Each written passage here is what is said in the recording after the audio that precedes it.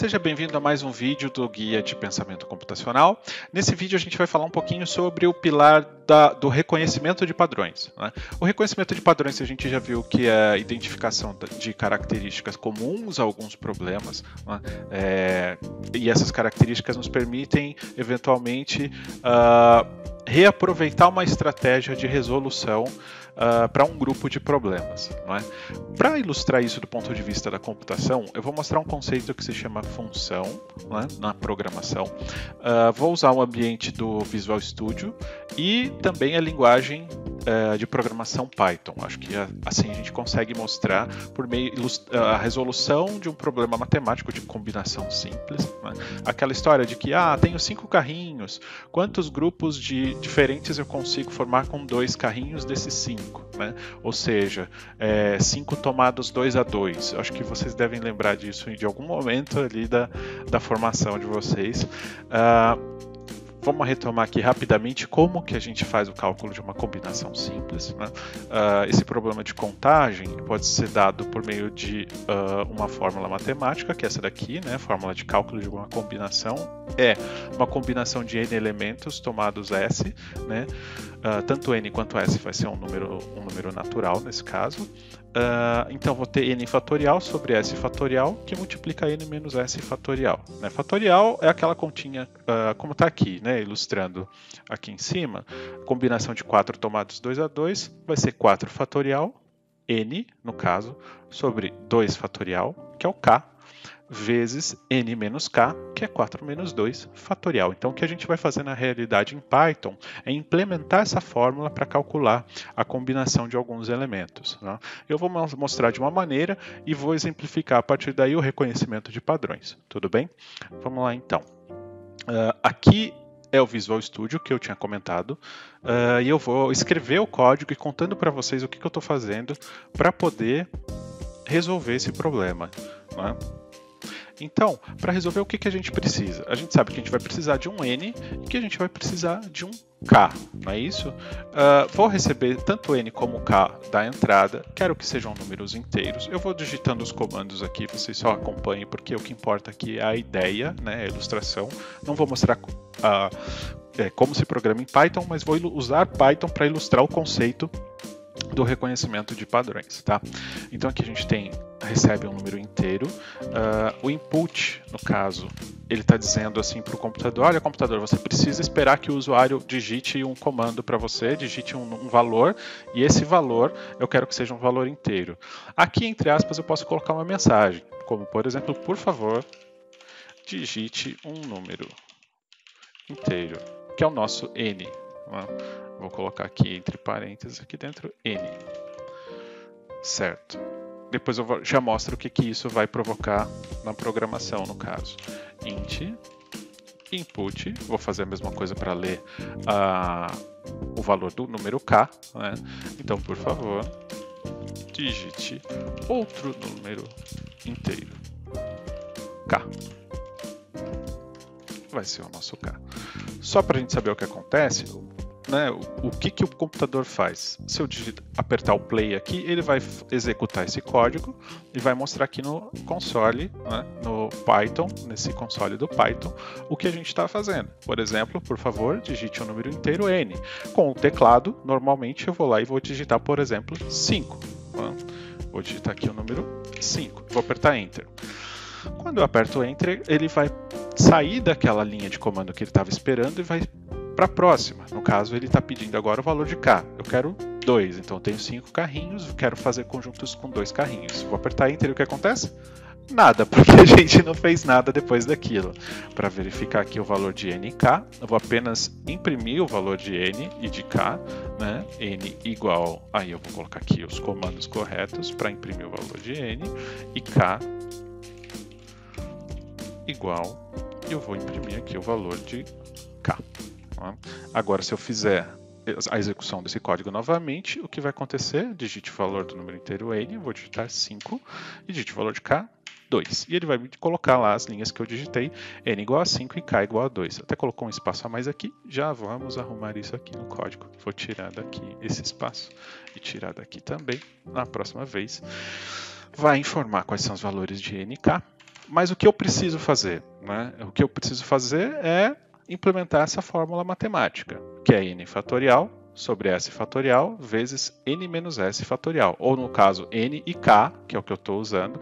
Então é n fatorial sobre k fatorial vezes n menos k também fatorial, certo? Então a gente vai precisar de um n fatorial, uma variável que se chama n fatorial, vou colocar esses nomes por enquanto, tá? K fatorial, vou colocar todos iguais a 1 e n menos k fatorial também igual a 1, certo? O que eu vou fazer agora? Né? Eu vou calcular o valor dos fatoriais. Né? O resultado que a gente quer é o n fatorial sobre k fatorial vezes n menos k fatorial. Estou colocando aqui, essa é a nossa expressão do resultado. O nosso n fatorial vai estar armazenado na variável n fatorial, k fatorial vai estar armazenado na variável k fatorial e n menos k fatorial vai estar armazenado na variável n menos k fatorial. Então, o que a gente precisa fazer agora, na realidade, antes de calcular esse resultado, eu tenho que ter os valores corretos dessas variáveis. Né? Então, o n fatorial ele vai ter que receber o resultado de n vezes n menos 1, vezes n menos 2, vezes n menos 3, até chegar no 1, que é o fatorial de n. Como que eu calculo o fatorial de um número? Né? A gente viu aqui na Wikipedia que... nesse exemplo, ele mostra aqui que 4 fatorial é 4 vezes 3 vezes 2 vezes 1. E é isso que eu vou implementar aqui. Tá? Vou usar um contador, uma variável auxiliar. Ela começa no valor do n, tá? Porque eu vou querer calcular primeiro o valor de n fatorial. Vou até escrever aqui como um comentário, valor de n fatorial. Tá? Vou seguir aqui agora com um laço de repetição. Enquanto esse contador for maior do que 1, o que eu vou fazer? Né? Eu preciso calcular n fatorial, que é 1. Vai receber o valor dele mesmo na n fatorial vezes contador. Por que contador? Porque o contador começou com n. E o que eu vou fazer com esse contador? Eu vou decrementar o valor dele. Eu vou fazer com que o contador receba contador menos 1. Então vamos lá, o que está acontecendo aqui? O contador começou valendo n, vamos supor que ele vale 3. Né? 3 é maior do que 1? Sim, então eu vou para dentro do laço. O nosso n fatorial que valia 1 vai receber o valor de 1 vezes 3, que é 3. Então o 3 a gente já tem lá naquele produto. O contador que valia 3 vai receber 3 menos 1, que é 2. Então o contador vai sair do laço de repetição valendo 2. Quando ele retorna aqui, 2 é maior do que 1? Sim. Então, o valor do nosso n fatorial, que estava como 3, vai receber 3 vezes 2. Ou seja, a gente está decrementando um valorzinho ali, 3 vezes 2 vezes 1, que é o próximo, mais 1 vezes qualquer coisa é qualquer coisa.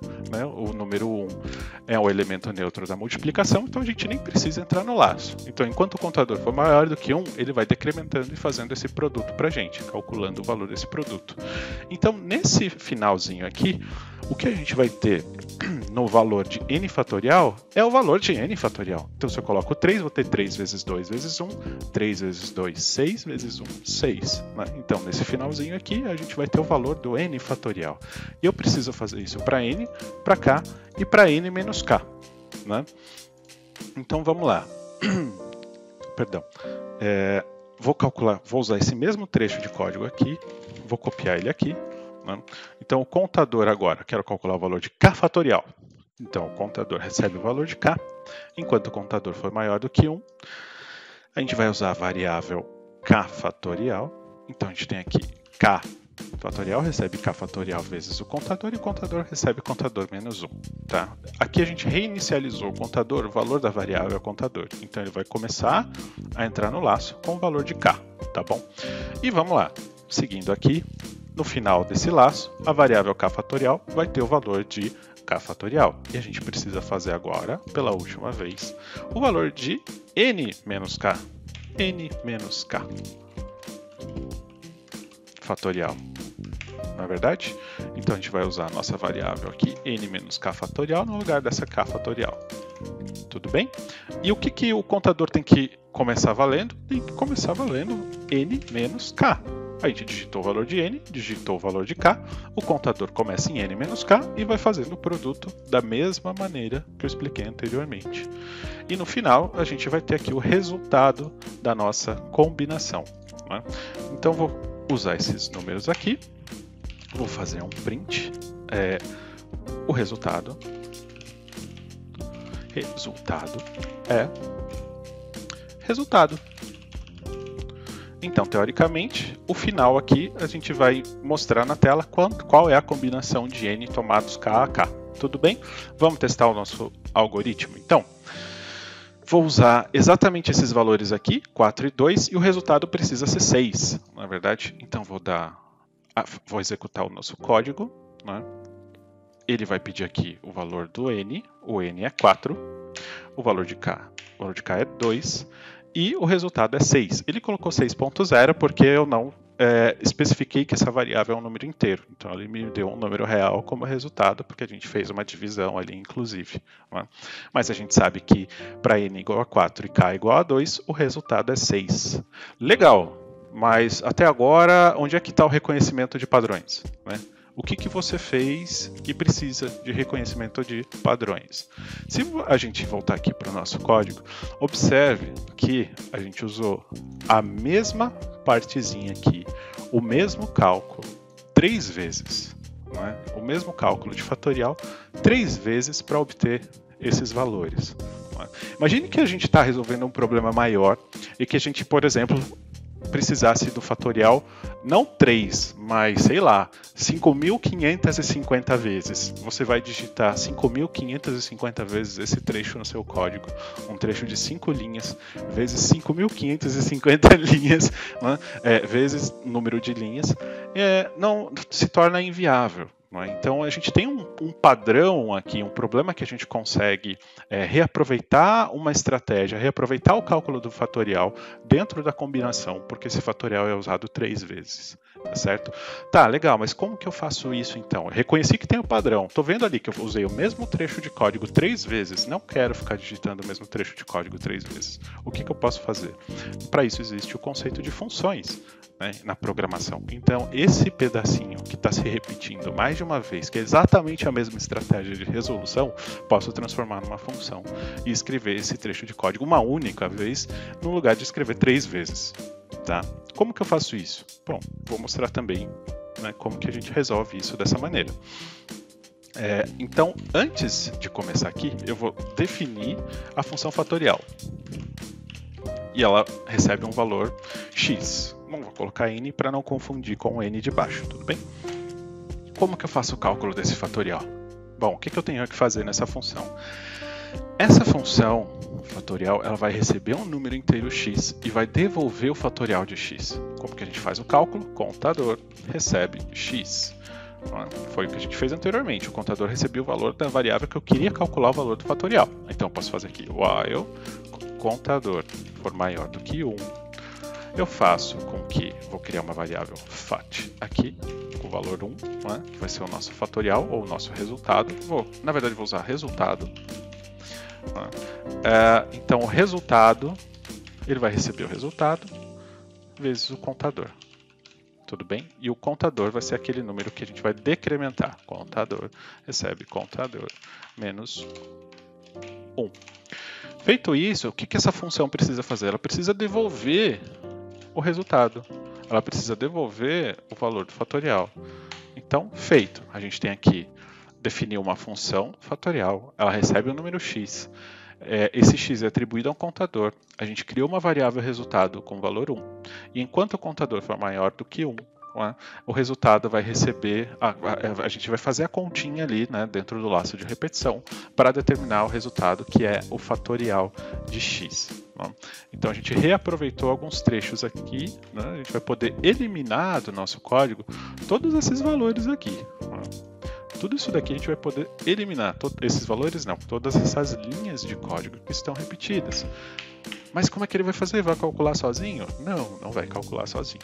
Eu vou fazer o seguinte, a gente não quer n fatorial, então eu vou chamar a nossa função fatorial e vou passar o valor para ela, que é o n. E aqui ela vai atribuir a esta variável n fatorial o valor n.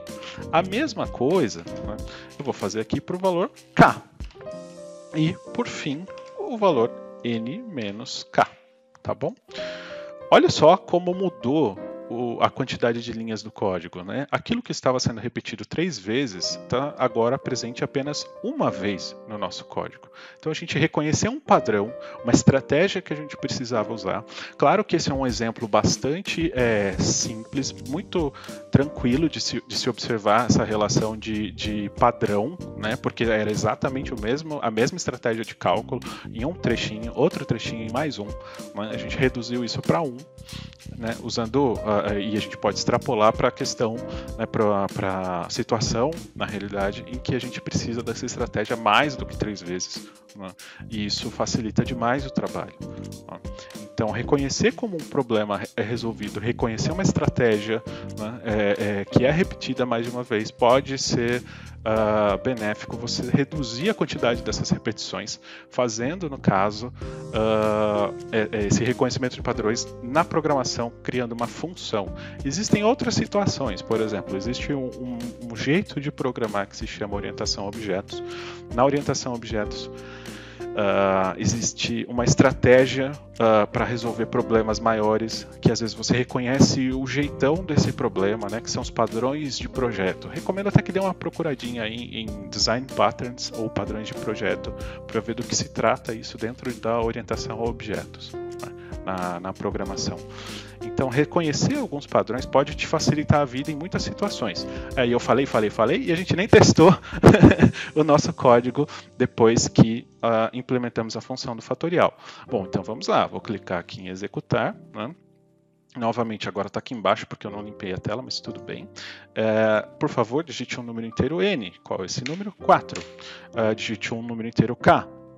2. Ele tem que retornar o valor 6 do mesmo jeito.